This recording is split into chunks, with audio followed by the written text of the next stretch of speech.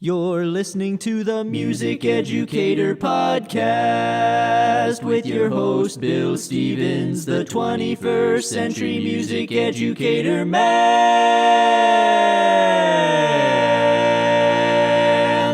Podcasting from beautiful Leesburg, Virginia. Welcome to the Music Educator Podcast, bringing you the latest tips, tricks, and practical advice you can use tomorrow. Here's your host and fellow music educator, Bill Stevens. Ladies and gentlemen, welcome once again to the Music Educator Podcast. I'm so excited to have you here. My name is Bill Stevens. I will be your host for today. And today in Season 4, Episode 3, we are going to talk about Embouchure Dystonia. Now, many of you may not even know what this is, but believe it or not, there's probably more people out there that have it and don't even know it. Let's get started. All right, so we're going to talk about this Embouchure Dystonia. Now, there's going to be a lot of big words, and I'm going to try to keep it as simple as I can. So, essentially, dystonia is a issue when dealing with the muscles in the face, in particular, embouchure dystonia. There are many different kinds of dystonia. And for those of you that you don't know, when you're dealing with some kind of musical injury, it's considered a music malady. And this idea of embouchure dystonia has many different ways of describing it. It could be embouchure dysfunction, it could be vocal dystonia. And what I'm going to do is I'm going to share my insight because I am a person that this has affected. And I'm going to share insights that I have researched on, whether it's through YouTube or through literature.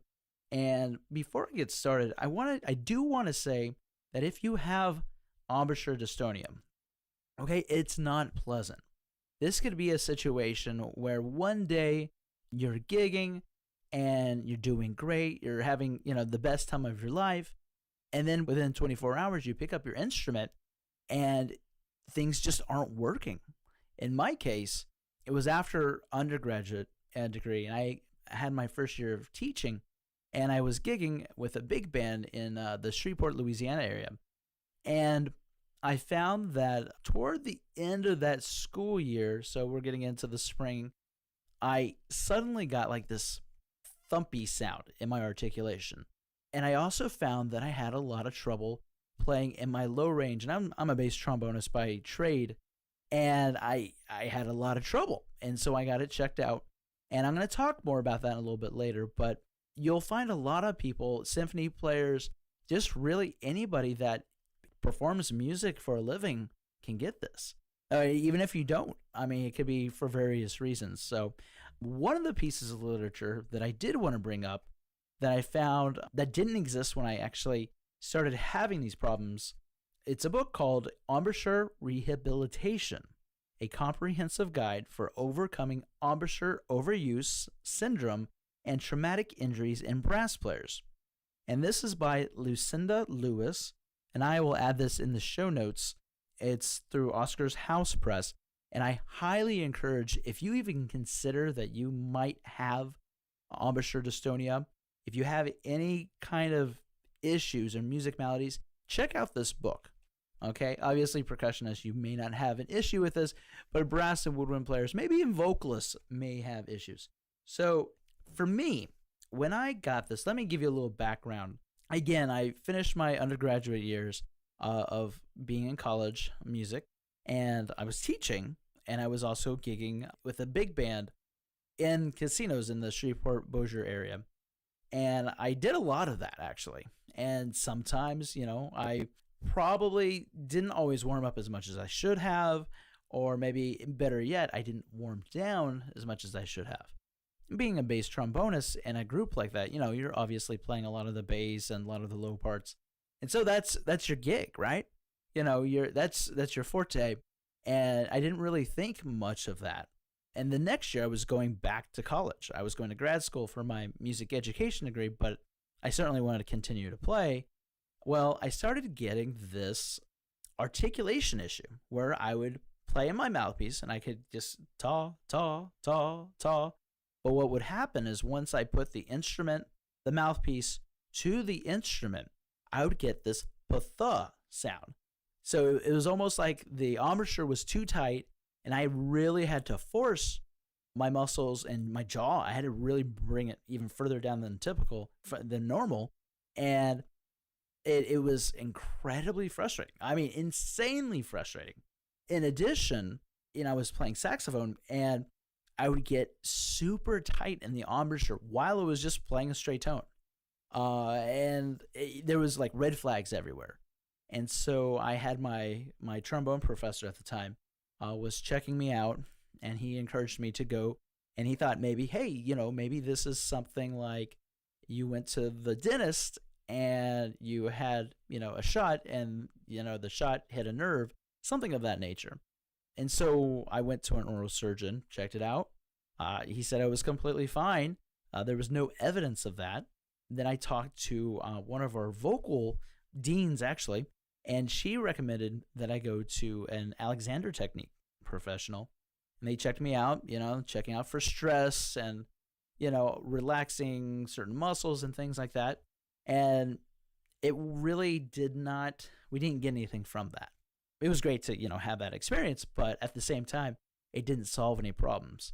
And so, I just kept on getting things checked out. And it was kind of like a big puzzle. In fact, my best friend from college, we were in a practice room, as a college student and graduate student, you spend long nights either studying or practicing in the practice rooms. And he actually thought I was messing with him. He thought our main music education professor put me up to him trying to problem solve. And I'm like, no, man, this is the real deal. So long story short, I prepared myself. I finished that semester struggling like crazy to play. And as a music education major at the master's level, a lot of that is research-based. Sadly, I played less. In fact, I played significantly less, and I kind of held out in that research realm of school, and I learned more. In fact, I became a little depressed because this could end my playing career as I knew it. I mean, gigging and making money and just doing something I enjoyed. But fortunately, I had the willpower to say, hey, I'm not going to let this bring me down. So I thought, okay, maybe what I can do is I can beef up my string chops and beef up my guitar chops and, make myself more marketable. I still didn't want to lose that playing capacity. And so, I continued. And eventually, once I graduated, I actually did go back into band. And I took pedagogy classes, trying to learn everything I possibly could about this.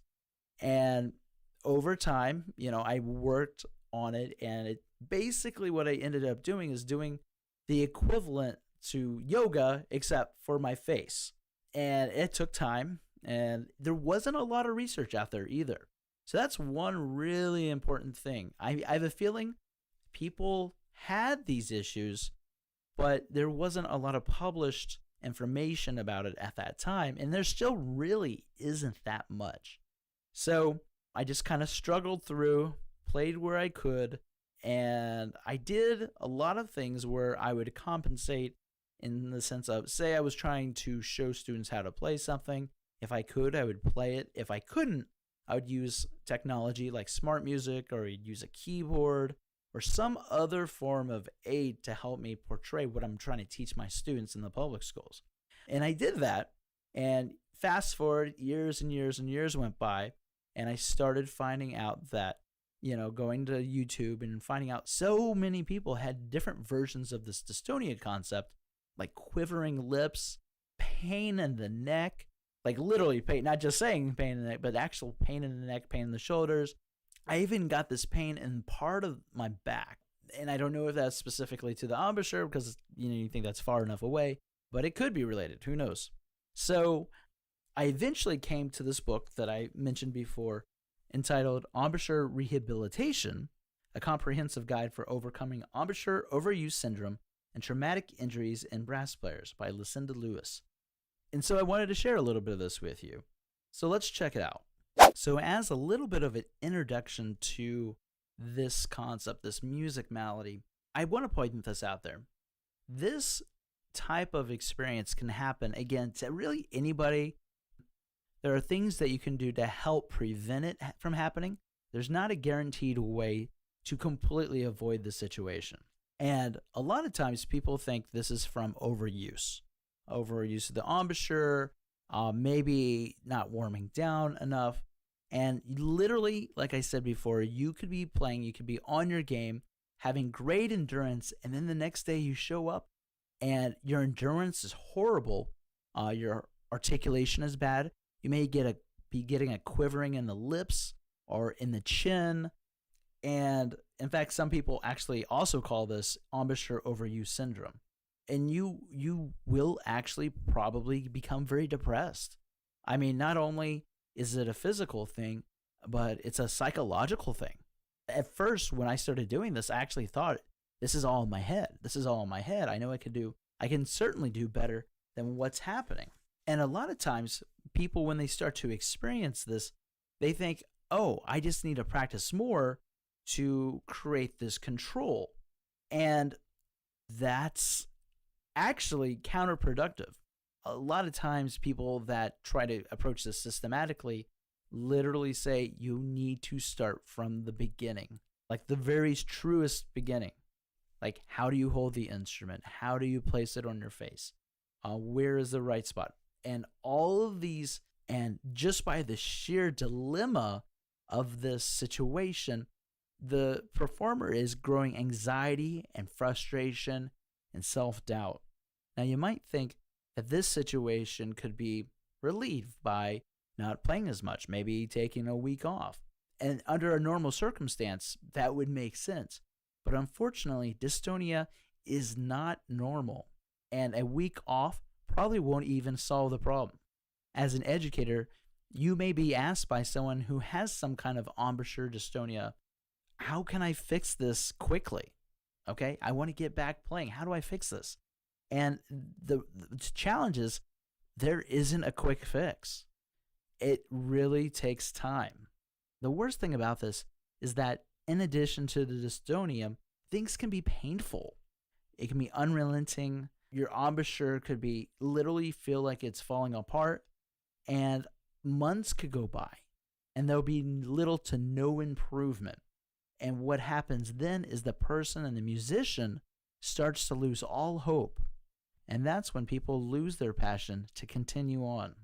The onset of issues can happen just in a blink of an eye. I mean, in fact, you could even just get a cut on the lip, and for some reason the contour of your lips change.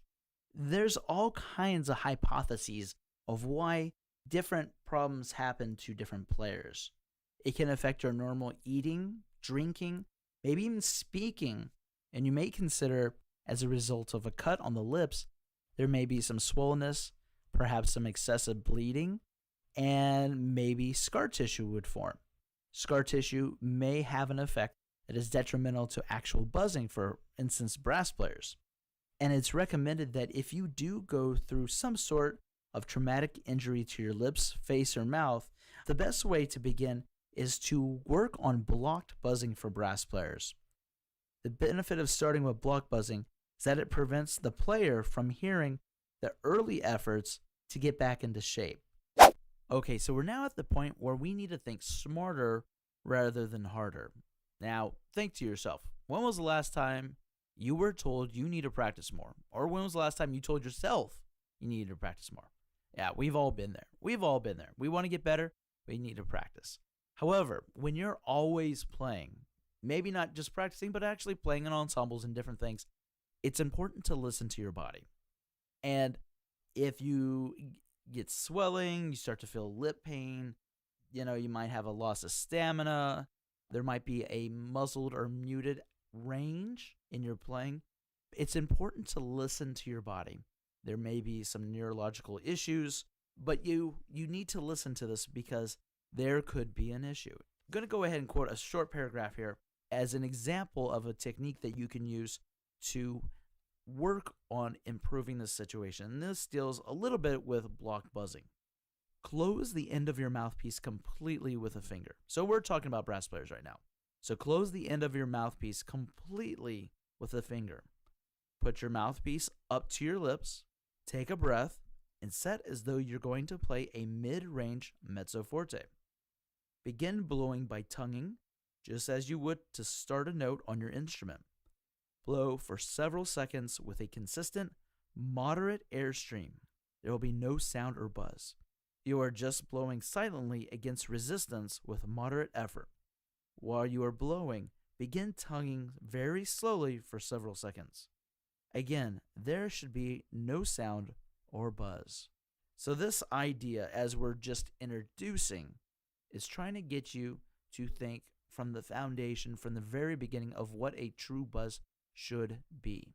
And there's more that you can research about in this book, so I do definitely recommend you get it. In addition, if you suffer through this type of music malady, your mind is probably going 100 miles an hour, and you need to find a way to calm your mind and mentally think straight. My recommendation is do the research. Do the research and figure out, how do I improve my situation, don't overreact, and find ways to do exercises that will help improve the situation. Will you ever be 100% back? That's hard to tell. But there are ways that you can certainly improve your situation. The Embouchure Rehabilitation book goes over several exercises that can help you. I want you to consider, if you're struggling with your lip control, especially older music educators that used to play a lot, they stopped, and they want to get back into the mix. We're almost out of time here. So on a closing note, I want you to also think about this. If you have never had embouchure issues, awesome.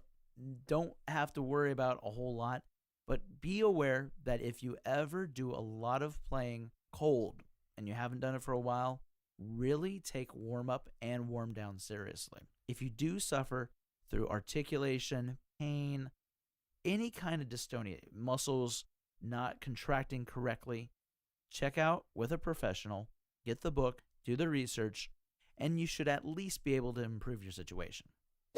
Thank you again for joining me for another episode of the Music Educator Podcast.